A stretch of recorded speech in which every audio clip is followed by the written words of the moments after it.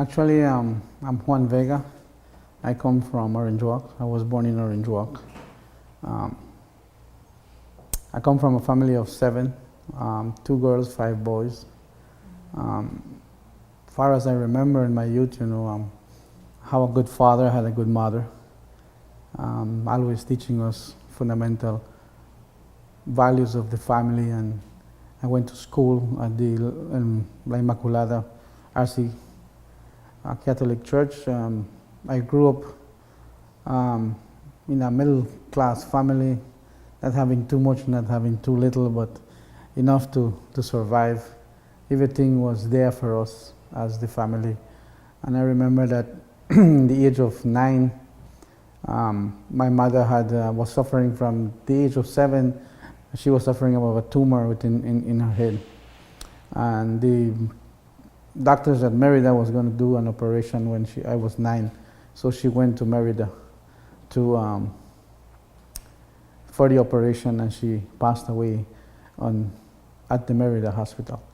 That actually made a little turn on my life. I was kind of wondering why is it that I had to lose my mother when I was young, and I've been the first boy in her life. My sister was first, then I was. That was my father's eyeball, and I was the mother eyeball as the first boy, and I used to miss a lot of her caring for me. Because of her death, we had to split because it was 7 of us. Good thing we have a good family, really, my father and his brothers. So looking at my childhood, I was given everything I could.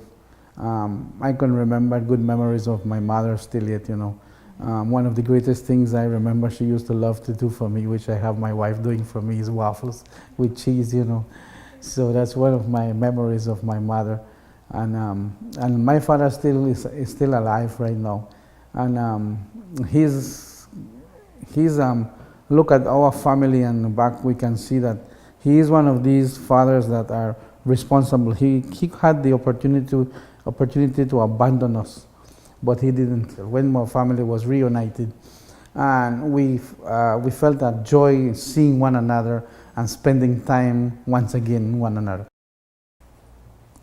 Not going to school and doing what I wanted to do brought a lot of joy to me, to myself, because as young and fool as I was, I thought it was great for me, as a young teenager, not going to school, seeing my friends going to school. I don't need that, boy.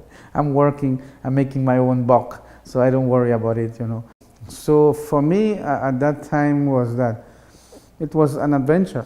Through the years, I got worse, from the alcohol to the marijuana, and then to the pills, which is volume and speed and roaches, and then came the snorting of cocaine. At this time, I was more into like 20, 25, 26, and I found myself more addicted to the drugs. Yeah. The first time I was convicted to prison for 6 months. At that time, we had the central prison where the museum is. And that started in 1981. And 1991, I went to prison for the first time.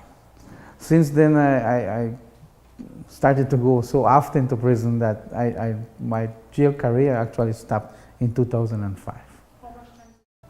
All right, I first met Juan Vega in prison. He was a competent construction man. You could give him a project and he would get it done. But he definitely had a problem, because as soon as he'd get out, he'd be rearrested and brought back in. He had an addiction problem. Good. Colby came into the prison system in 2002, 2003. At that time, we were building control. And I remember that I was approached by the former CEO and said, you're a good construction worker, but your problem is drugs. And I want to send you to Mexico to take this program and see what you can get from that program so that we can implement it here to help your fellow brothers. I went undecided. I didn't really want it to do. But while in the program, and the program was taught to me in Spanish, and because I know Spanish, and I realized at that point, this is where I need to turn my life. Drugs, alcohol, my criminal behaviors, my mentalities, my whole tactics, everything need to change. But I would have never dreamed when I first met him that this would be the man that would be having such an enormous impact on so many lives, giving hope to people that had given up long time. And upon my return, myself and the director of the education at that time, we were tasked to come up with a curriculum to run the ARC. So we designed the whole ARC. And what have me there is a lot is because I have been there, done that, and I know what it is and what it takes to make that shift within your life. What excites me about that thing is when I see a guy all of a sudden realize, it clicks, that hey, me too. This too can be the first day of the rest of my life, that I can turn my life around. This is up to me. I can't blame this thing on emotions. We're supposed to be in charge of our emotions, not the other way around. And it's an exciting, you know more about that program, it's exciting. And to have Juan doing it, and the difference now is this man's happy to be alive. He looks forward to everything in his life right now.